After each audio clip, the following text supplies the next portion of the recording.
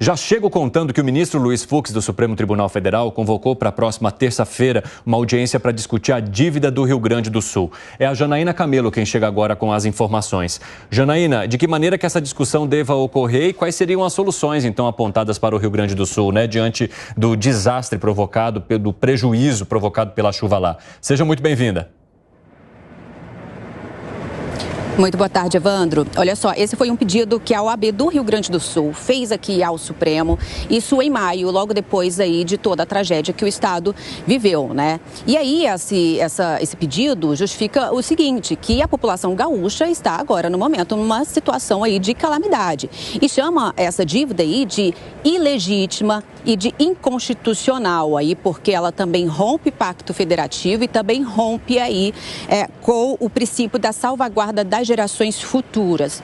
Esse caso está com o ministro Luiz Fux, que diante aí desse pedido, dentro de uma ação que já estava protocolada há um tempo aqui no Supremo, pediu então a manifestação do governo federal, né, que em contrapartida disse o seguinte, que já suspendeu a dívida do Rio Grande do Sul por 3 anos, a gente lembra isso, exatamente por conta da tragédia, né, um prazo que começou a contar agora, dia 1º de junho, e também sem a incidência de juros. Então, diante desse impasse, o ministro Luiz Fux, ele decidiu aí designar uma audiência de conciliação na próxima terça-feira, no gabinete dele, pela manhã, intimando a OAB do Rio Grande do Sul, a Advocacia Geral da União, que representa aí o governo federal, pedindo também a presença da Procuradoria-Geral da República. Lembrando que o Rio Grande do Sul tem uma das maiores dívidas aí com a União, quase 100 bilhões de reais, inclusive faz parte do regime de recuperação fiscal e inclusive também antes da tragédia já estava aí negociando com o governo, né, algumas mudanças aí na correção dessa dívida. Evandra, com você. Muito obrigado pelas informações, Janaína Camelo. Ô, Gani, que solução que você vê agora para essa dívida do Rio Grande do Sul diante de todo o cenário que se torna o foco, e claro, isso deve se tornar mais de uma situação que se arrasta há algum tempo e que vinha sendo, ou pelo menos tinha tentativas de negociação por parte do Estado?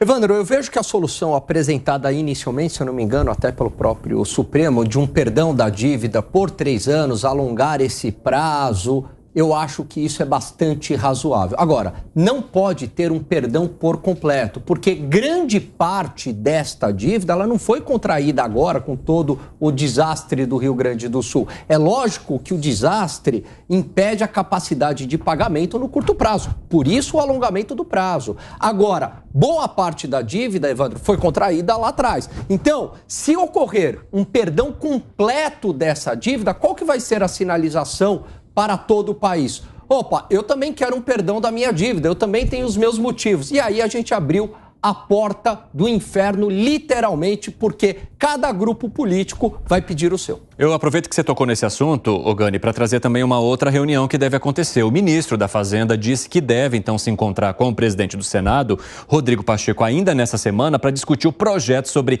renegociação da dívida dos estados com a União. O presidente do Senado disse que pretende apresentar um texto sobre o tema nesta semana. Segundo ele, agora é o momento para retomar a discussão sobre a dívida. E nesta semana o Pacheco se reuniu com governadores dos estados para tratar do assunto. Cláudio Castro, do Rio de Janeiro, Tarcísio de Freitas, de São Paulo, Romeu Zema, de Minas, Eduardo Leite, do Rio Grande do Sul, Ronaldo Caiado, de Goiás, participaram desse encontro. Tem a ver justamente com isso que você falou, né, Gani? Ao se oferecer para uns, outros também vão falar. E aqui para nós? E aí, ô Segré, tem negociação para todo mundo? Há possibilidade, tem espaço para isso? Eu acho que deveria ter espaço, não pode ter uma diferença isonômica entre um e outro, mesmo com uma catástrofe. Estimo que sim, pode ser muito interessante esse perdão por 3 anos para o pagamento, juros que não aplicarão, mas eu estou pensando uma coisa um pouco mais de longo prazo. Primeiro, o importante seria delinear quais são os juros cobrados. Tem muito governador, Evandro, que está reclamando que os juros que o Estado federal está cobrando dos estados provinciais é maior que juros que uma empresa grande obtém no BNDES. Isso não me parece justo de nenhuma forma.